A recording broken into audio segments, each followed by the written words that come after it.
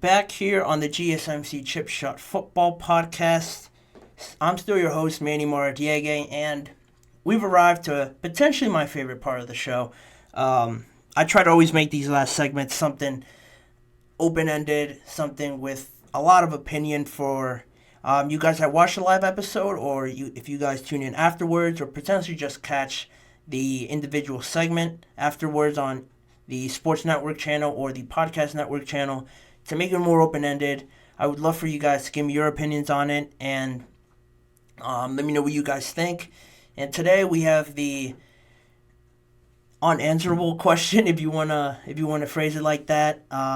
Waiting on a quarterback or drafting him regardless of the quality of your team, regardless of how many questions you have on this team. And initially, I understand that at this point, by the time you get to the draft, you're still going to have a lot of questions about your team, potentially some coaching, executive, player, personnel questions and decisions that are still going to be made, but that goes for all teams. And I think some are definitely more ready than others, regardless of how uncertain it may look. Most people know with some organizations how ready they are, just within the organization or from our perspective as fans or media, how ready they are to really develop a young quarterback and how important it is to develop him the right way and surround him with the right amount of support that they need to thrive in the NFL. And this mostly revolves around the three teams, I think, that are picking in the first three spots in the NFL draft, that being the Chicago Bears, Washington Commanders, and the New England Patriots.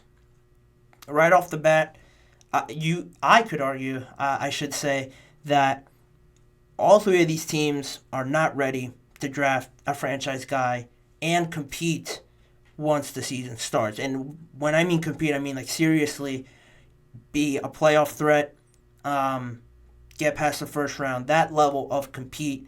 I don't think any of these top three teams are realistically ready or at that point in their process of, rebuilding their organization, their teams, they're making them competitive. For a plethora of reasons, I want to start with the Bears. I think they might be the most furthest along, just based on their scenario. They're in the NFC North, in the NFC Conference in general. It's not as strong as the AFC if you're talking about the Patriots.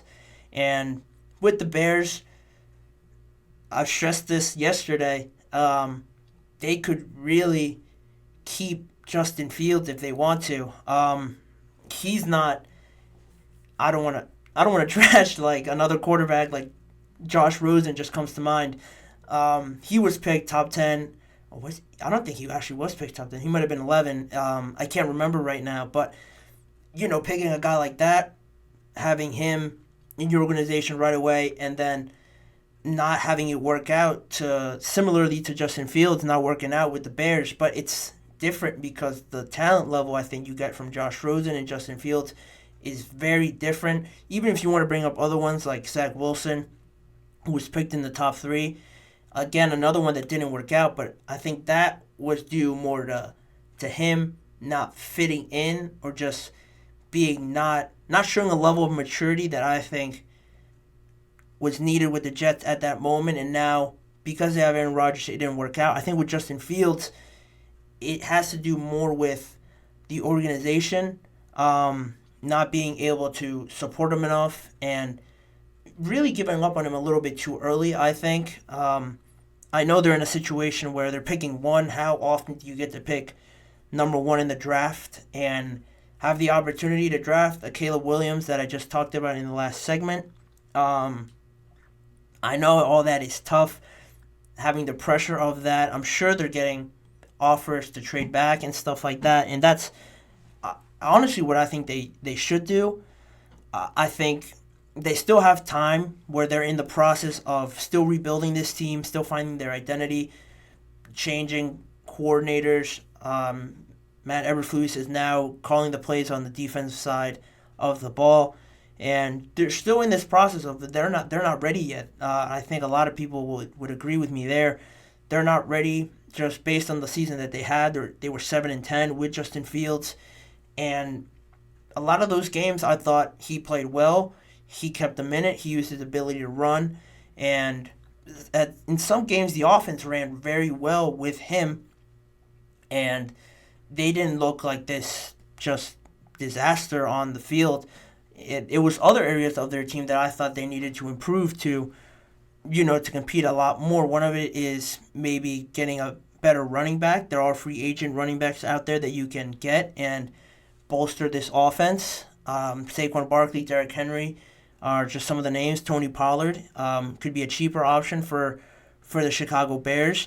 They were among the league leaders in rushing yards and just rushing game overall, with a below average offensive line that, in my opinion, I believe that they had. They just cut one of their starting guards to start the free agency period, and because of that, he was one of their better players, and now not only do they need to replace him, but overall the offensive line I still think needs work. If I were to throw some stats out for some of you guys, Justin Fields was sacked the 5th most times in the NFL, and that was with their O-line that they had right now. Him playing, he was still sacked the 5th most times, and they were top 2 in rushing and yards per game with, I can't remember the name of the running back right now, but it wasn't someone of a prominent level name, and I think they could really fix that O-line a lot more, and it'll benefit Justin a lot more. And if they were to draft Caleb Williams, how much better would he be? If you want to say he's more talented than Justin Fields, you can say that, but for as much talent that he has, it's almost he can only have so much time before he has to throw the ball. And who is he throwing that ball to? Cole Kmet and DJ Moore are good options, but even that they could improve upon and get more weapons for whichever quarterback that they have. And on top of that, their defense isn't that bad. They were in the middle of the pack, really, in stats. And you can work with that as long as you have a better offense, more potent offense, with a good O-line, too. Be on the field longer to give that defense a bit of a rest and, help them out a lot more, because I think with Eberflus calling the plays on defense now, he comes from a defensive background. I think that'll improve a little bit more, but it won't really do anything to this team if offensively they're still stuck in the same loop of having a talented quarterback but no support around him. And, I believe that they could keep Fields, trade back. It's an unpopular opinion, but I feel like it would benefit them the most. They could get a few first-round picks for that pick just because of how much hype Caleb Williams has gotten, and do a lot more to bolster this offense, sign some free agents, and be more competitive in the long run. The same could almost go for the Washington Commanders. Sam Howell was definitely worse statistically than Justin Fields, but he was sacked the most times in the NFL this past season. 65 times he was sacked. And for anyone that can only imagine, like me, what it is like to be sacked and be tackled that amount of times in a season, it's crazy, and at some point it does affect the quarterback, because if they feel unsafe sitting in that pocket, they're not going to make the right read just because they're always, flinching or just anticipating the hit before it even gets through, or there might not be any pressure at all, but they've been hit so many times that it's a natural reaction now at this point to brace themselves and not really focus in on making the right read, and it leads to more mistakes. And similarly, they could fix the offensive line and get some more compliments to Terry McLaurin. And I like Jahan Dotson as well, but I think other than that, you don't really have too many explosive options, especially to compete in their division with the Cowboys, the Eagles that have big-name playmakers on offense and very solid defenses. I don't think just having Terry McLaurin as really your star player is enough to compete with them, regardless of who your quarterback is. Sam Howell, I think, was only given the 1 year minimal amount of time to prove himself. I think now with Dan Quinn, with a new head coach coming in, you're always going to want to replace, more often than not, the quarterback that was just there. But I think he can work with it just because he's more of a defensive coach anyway, and that defense is still pretty solid. And I think with him being a defensive coach, in the same time, he might want to bolster that defense and make sure his side of the ball that he's more comfortable with is firing on all cylinders, is very secure, the most secure part of that team. I think drafting a quarterback would keep obviously the defense at the same level and wouldn't do much to improve the offense overall, because if you have no one to throw to, how much success is that rookie quarterback going to have if it's Jaden Daniels or Drake May? And with a bad line, how, I guess, safe are they going to be taking sacks probably the same amount of times, potentially less than Sam Howell did? And there's been a lot of talks with other teams that want to trade up to that spot. The Atlanta Falcons make the most sense because the Commanders will still stay in the top 10. They'll still have the option to draft a very solid offensive lineman or defensive player if they want to. A pass rusher, after losing Montez Sweat, would be a good candidate, even a corner at that position if they wanted to go that route, or even trade back a little bit less with the 8th pick, trade back into the teens with somebody else, and now you're stockpiling a lot more picks, a couple potentially in the first round or in the second round, where you're still able to get very good players, and you might not have an amazing season now that Sam Howell gets another year and for some reason he figures it all out. That's not likely, but at least you have everybody else in place to have success, and then next year, if you're still middle of the pack, below in the bottom 10, you're still going to have an option to go after a quarterback or sign one in free agency and just go off of that. And then the Patriots are probably in the most dire of situations compared to the other two. I don't think anybody could support the idea that the Patriots, once they get a different quarterback in here, that instantly they're going to be back to competing for that division. The level of the division is a lot higher than what they're probably going to produce next season. They're going to have a new head coach, a lot of new people on that coaching staff, virtually no star-studded options for any quarterback to throw to. I think that, honestly, I should have found more of their personnel names that the Patriots had, but other than Devontae Parker, Kendrick Bourne, you're not going to compete with a Stephon Diggs, Tyreek Hill, Jalen Waddle, Raheem Mostert, these type of level of guys that are just in their division. That's not going to do it, regardless of who their quarterback is. Again, some more stats to back it up. They were sacked one of the fewest. They were the teams that had fewer passing yards in the NFL. They were bottom 3 in touchdowns thrown, and again, they were basically supported with no running game. In the same time, no running back on the roster was in the top 32 in terms of rushing yards, and no wide receiver was even in the top 50 of league leaders in receiving yards as well.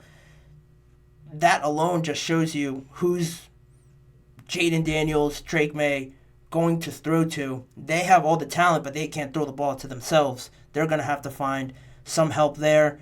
A lot of mock drafts have them drafting Marvin Harrison, other receivers. Malik Neighbors is a great player as well. They could draft a really good wide receiver, and Mac Jones probably won't be their quarterback next year. Bailey Zappi potentially might not be either. But again, there's a lot of free agent quarterbacks that are good options for them that I believe not only could do a better job than Mac Jones and Bailey Zappi, but could bring a level of maturity, safeness, security that this team hasn't really had with Mac Jones because he was drafted, as a rookie and everything. Bailey Zappi as well was a young quarterback. I think this team at this point needs leadership and to build up their roster, because if they draft a quarterback and it all goes really bad, it's still bad on offense. They had a pretty good defense, but if it's still really bad on offense, Gerard Mayo, unfortunately, won't last long there, and I don't think it's fair for him to do that. Sorry about that. There was a problem in the studio. But regardless, what I was saying was that it could end up really bad for Gerard Mayo if he takes this risk, gets the quarterback that he wants just because he's able to, and then he's out of a job and the Patriots have to start this process over again, new head coach. If their quarterback performs really bad, you can bet everything that a lot of people will think it's on the quarterback.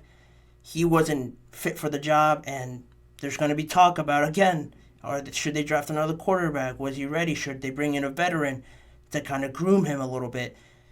It's not, more often than not, it's not going to work out if you just draft the quarterback right away and just bank on his talent level to fix everything. It just doesn't work like that in the NFL, especially because it's such a reliant sport on the teammates, on everybody else to work as a unit, and it can't all just fall to one guy essentially saving an organization, a franchise, and just fixing every problem with the snap of their fingers. But that's kind of where my mindset's at with them. Most people will think that they're going to draft a quarterback, and if they do, I don't wish the worst upon them, but I just find it tough to see any of these quarterbacks flipping their organizations 180 and competing right away, because they're all in tough situations, tough divisions, that it's going to be extremely hard to do that. But again, I'm very interested to know what you guys think of this. It's a very interesting topic, that always pops up in all these drafts with high-end quarterbacks and teams trying to make a decision of what to do in the offseason. But that's going to do it for all the time I have today for this episode. As always, I want to thank you guys for tuning in to this episode of the GSMC Chip Shot Football Podcast, presented by the GSMC Sports Network.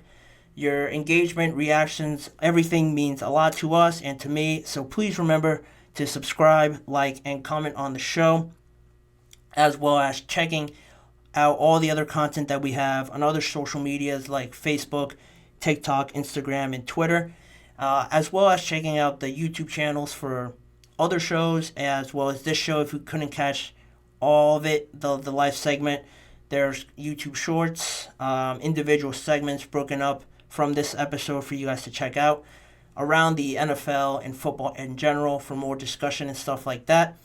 But for now, that'll do it all from me. Thank you guys again for tuning in, and I'll see you guys all tomorrow. Take care.